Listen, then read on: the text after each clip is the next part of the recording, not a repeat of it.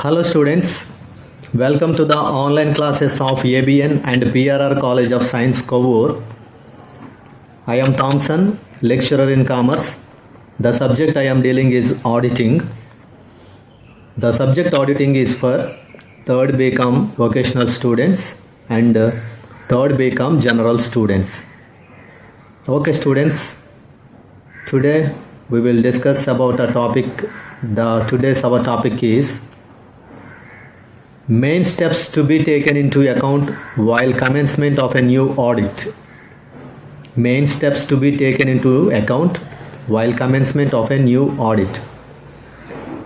తెలుగులో దీని అర్థం ఏంటంటే ఒక నూతన ఆడిట్ను ప్రారంభించే ముందు తీసుకోవలసిన ముందస్తు చర్యలు.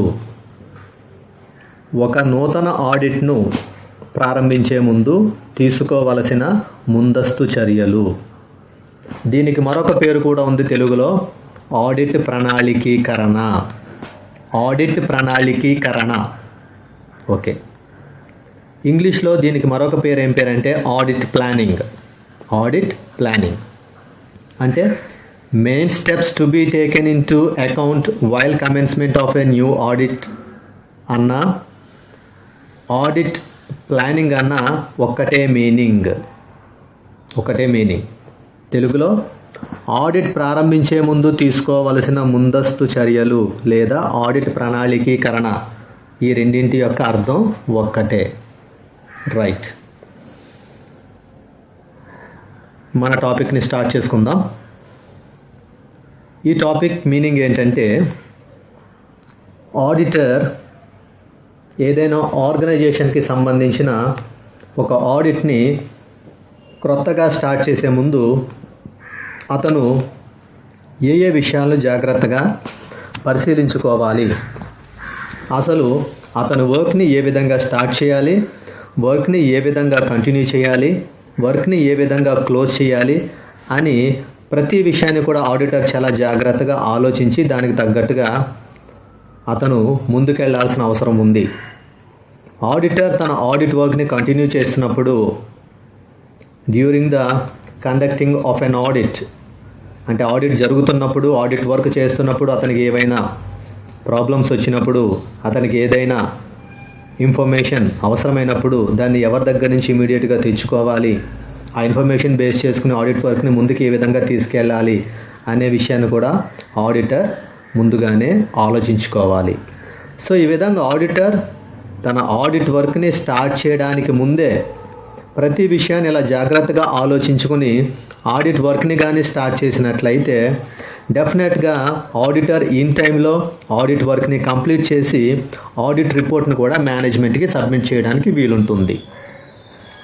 సో ఈ విధంగా ఏదైనా ఒక క్రొత్త ఆడిట్ను ప్రారంభించే ముందు ఆడిటర్ ప్రతి ఒక్క విషయాన్ని కూడా చాలా క్షుణ్ణంగా పరిశీలించాలి. అంటే ఆడిట్ ప్రారంభించే ముందు ఏ విధంగా ప్రారంభించాలి, పనిని ఏ విధంగా కొనసాగించాలి, పనిని ఏ విధంగా ముగించాలి అని ప్రతి ఒక్క విషయాన్ని ఆడిటర్ చాలా జాగ్రత్తగా ఆలోచించుకుని దానికి తగిన పథకాన్ని రచించుకుని ఆ పథకం ప్రకారం ఆడిటర్ తన ఆడిట్ పనిని ముందుకు తీసుకెళ్ళాలి. సో ఈ విధంగా ఆడిటర్ తన ఆడిట్ పనిని ప్రారంభించడానికి ముందే ప్రతి ఒక్క విషయాన్ని జాగ్రత్తగా ఆలోచించుకుని ఆడిట్ పనిని ప్రారంభిస్తే ఆడిట్ నిర్వహణ అనేది సాఫీగా జరిగి సకాలంలో ఆడిట్ పని పూర్తయ్యి ఆడిటర్ కూడా సకాలంలో యాజమాన్యానికి నివేదిక సమర్పించడానికి వీలుంటుంది. కాబట్టి దీన్నే మనం ఆడిట్ ప్రణాళికీకరణ అని కూడా చెప్పుకోవడం జరుగుతుంది. రైట్, ఇప్పుడు ఆడిటర్ తన ఆడిట్ వర్క్ని స్టార్ట్ చేసే ముందు ఎటువంటి విషయాలను కన్సిడరేషన్లోకి తీసుకోవాలి అని అంటే మనం ఇక్కడ కొన్ని విషయాలను పాయింట్ వైజ్ డిస్కస్ చేసుకుంటాము. దాంట్లో ఫస్ట్ పాయింట్ ఏంటంటే letter of appointment. Letter of appointment తెలుగులో దీని అర్థము నియామకము, నియామకపు ఉత్తరము అని కూడా చెప్పుకోవచ్చు. సాధారణంగా ఎక్కువగా మనం తెలుసుకునే విషయం ఏంటంటే నియామకము, లెటర్ ఆఫ్ అపాయింట్మెంట్. ఆడిటర్ తన ఆడిట్ వర్క్ని స్టార్ట్ చేసే ముందు ఆడిటర్ కన్ఫర్మ్ చేసుకోవాల్సిన విషయం ఏంటంటే అతని అపాయింట్మెంట్ అంటే ఆడిటర్ యొక్క అపాయింట్మెంట్ ఎంత ప్రాపర్గా జరిగింది అనే విషయాన్ని ఆడిటర్ కన్ఫర్మ్ చేసుకోవాలి.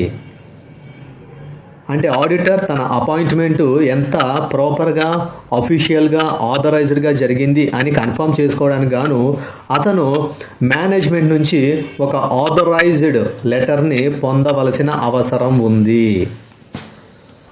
మేనేజ్మెంట్ నుంచి ఒక లెటర్ని ఆథరైజ్డ్గా పొందవలసి ఉంది. సో ఆ ఆథరైజ్డ్ లెటర్ని బేస్ చేసుకుని ఆడిటర్ తన అపాయింట్మెంట్ ఆఫీషియల్గా ఆథరైజ్డ్గా జరిగింది అనే విషయాన్ని కన్ఫర్మ్ చేసుకోవడానికి వీలుంటుంది. దాన్నే లెటర్ ఆఫ్ అపాయింట్మెంట్ అని అంటారు. ఆడిటర్ తన ఆడిట్ పనిని ప్రారంభించే ముందు అనేక విషయాలను జాగ్రత్తగా పరిశీలించుకోవాలి. అతను పరిశీలించుకోవాల్సిన అనేక విషయాల్లో మొదటిది మనం ఇక్కడ నేర్చుకునేది తెలుసుకునేది ఫస్ట్ పాయింట్ నియామకము. అంటే ఆడిటర్ యొక్క నియామకము సక్రమంగా జరిగిందా లేదా అనే విషయాన్ని నిర్ధారించుకోవాలి. ఆడిటర్ తన యొక్క నియామకం సక్రమంగా జరిగిందా లేదా అనే విషయాన్ని నిర్ధారించుకోవడానికి అతడు యాజమాన్యం నుండి అధికారయుతంగా ఒక నియామక పత్రాన్ని పొందవలసిన అవసరం ఉంది. ఈ విధంగా ఆడిటర్ వ్యాపార సంస్థ యాజమాన్యం నుండి అధికారయుతంగా ఒక నియామక పత్రాన్ని పొందినప్పుడు అతను నిర్ధారించుకోవచ్చు అతని యొక్క నియామకం సక్రమమైన పద్ధతిలోనే జరిగింది అని. సో ఈ విధంగా ఆడిటర్ తన ఆడిట్ పనిని ప్రారంభించే ముందు తన యొక్క నియామకం ఏ విధంగా జరిగింది అంటే యాజమాన్యం నుండి అధికారయుతమైన ఒక నియామకపు పత్రం పొందిన తరువాత ఆడిటర్ తన నియామకము సక్రమమైన పద్ధతిలోనే జరిగింది అని నిర్ధారించుకుని ఆడిటర్ తన ఆడిట్ పనిని ప్రారంభించవచ్చు. అది first point. Second point scope of audit. Scope of audit, audit యొక్క పరిధి.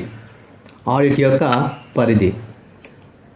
సెకండ్ స్టెప్ చేయాల్సిన పని ఏంటంటే ఆడిటర్ తన ఆడిట్ వర్క్కి సంబంధించిన స్కోప్ ఎంతవరకు ఉంది అంటే ఆడిటర్ తన ఆడిట్ వర్క్కి సంబంధించిన స్కోప్ ఎంతవరకు ఉంది అనే విషయం ఏ విధంగా తెలుస్తుంది అంటే ఆడిటర్ని అపాయింట్ చేసిన క్లయింట్ ఎవరైతే ఉంటారో ఆ క్లయింట్కి ఆడిటర్కి మధ్య జరిగిన అగ్రిమెంట్ బట్టి ఆడిటర్ యొక్క ఆడిట్ స్కోప్ అనేది ఆధారపడి ఉంటుంది.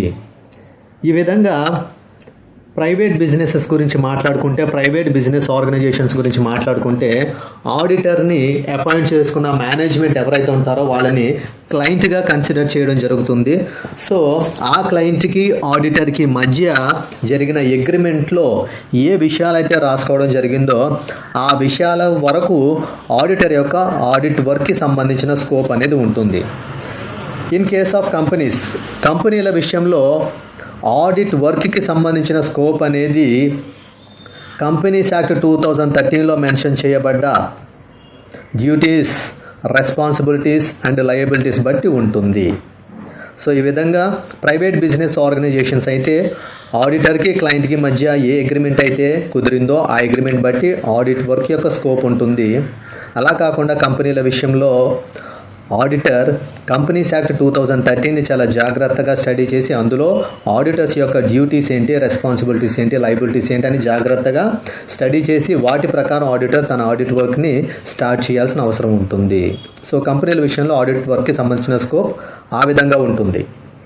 Third point nature of business, వ్యాపార స్వభావం, nature of business. Third point auditor జాగ్రత్తగా ఆలోచించాల్సిన విషయం ఏంటంటే బిజినెస్ యొక్క నేచర్ ఏంటి, what is the nature of business. జనరల్గా బిజినెస్ ఆర్గనైజేషన్స్ అనేవి అనేక రకాలుగా ఉండొచ్చు. The business organisation may be a trading concern or maybe a manufacturing concern or maybe a banking organisation or maybe a service organisation. So ఈ విధంగా organisation యొక్క nature ఏంటి అనే దాన్ని స్టడీ చేసిన తర్వాత ఆడిటర్ అప్పుడు మాత్రమే తన ఆడిట్ వర్క్ని స్టార్ట్ చేయాలి.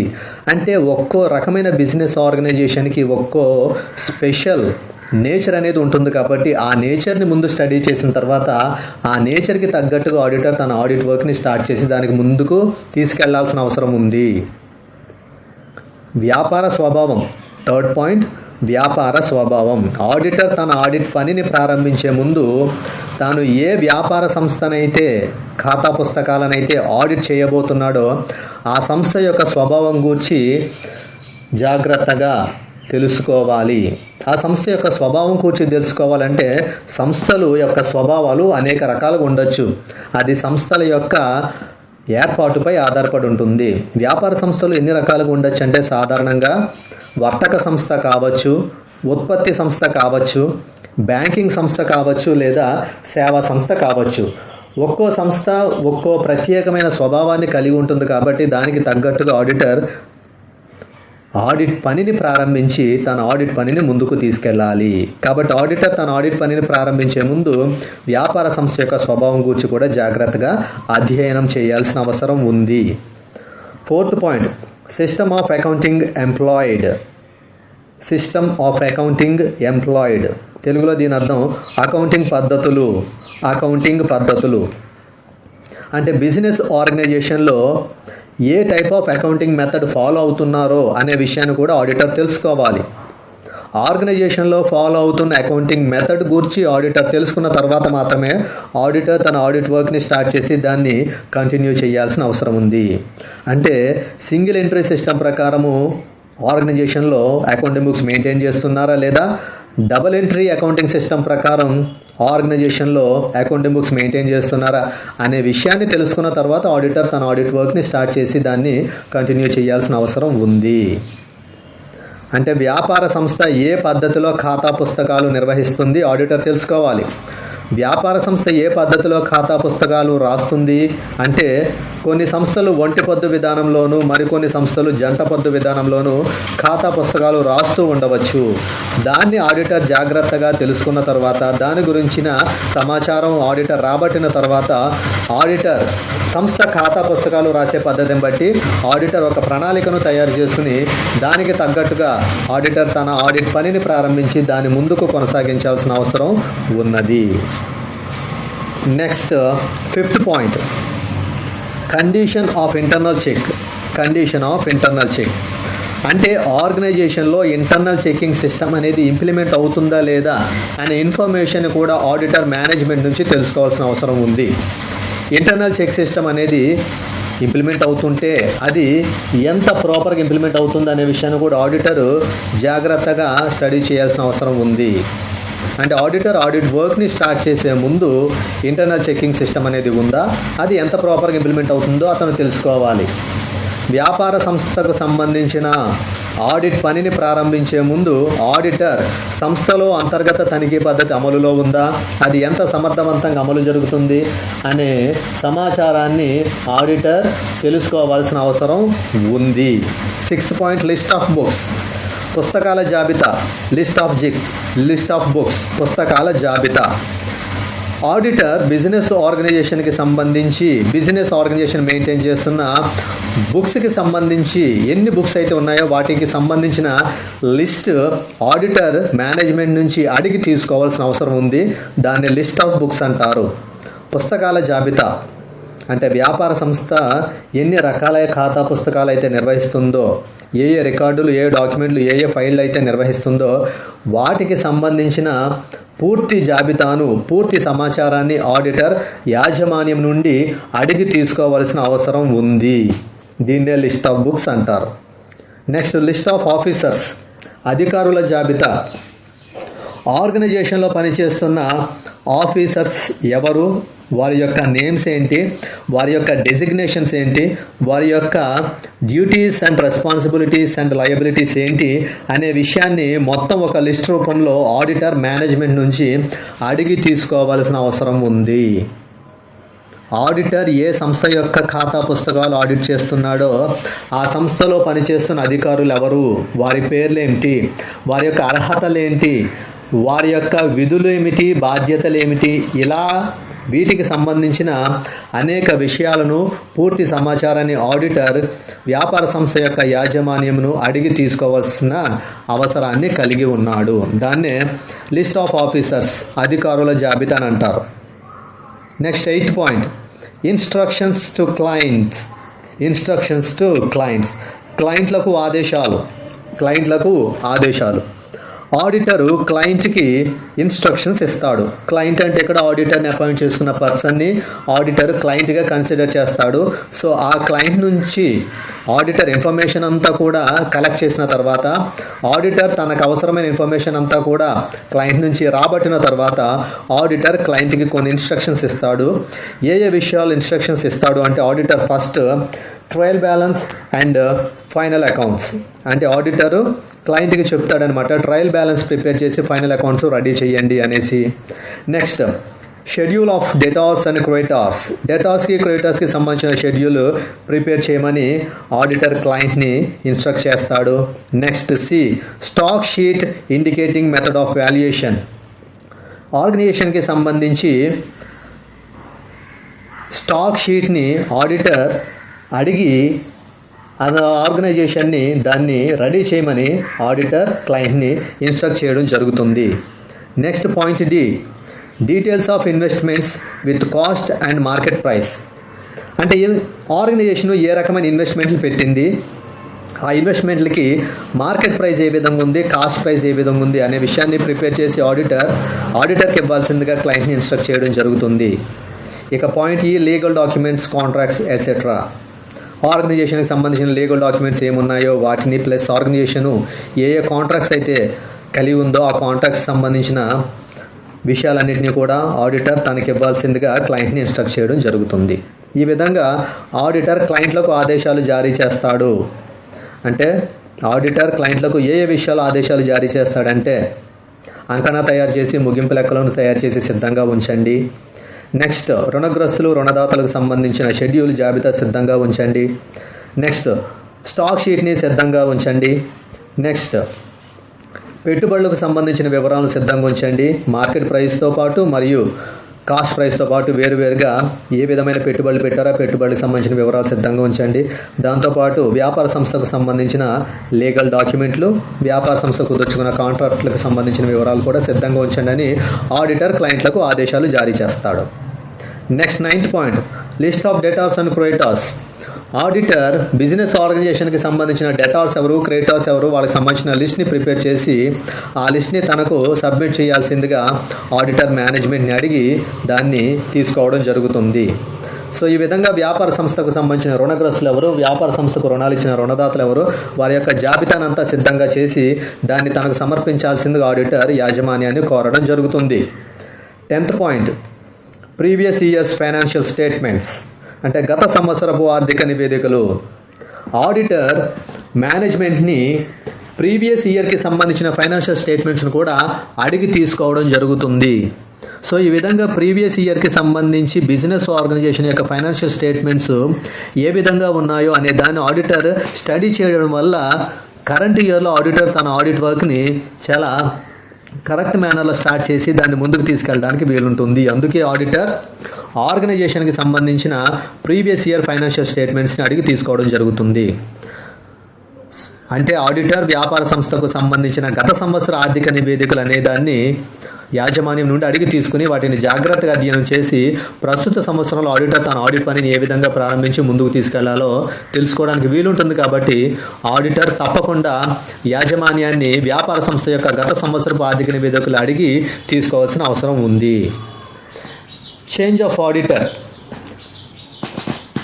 ఆర్గనైజేషన్కి ఆడిటరు న్యూగా అపాయింట్ అయిన తర్వాత ఏ రీజన్తో ప్రీవియస్ ఆడిటర్ని చేంజ్ చేసి అట్ ప్రజెంట్ తనను అపాయింట్ చేయడం జరిగిందో అనే విషయాన్ని, దానికి గల రీజన్ని ఆడిటర్ మేనేజ్మెంట్ నుంచి అడిగి తెలుసుకోవాల్సిన అవసరం ఉంది.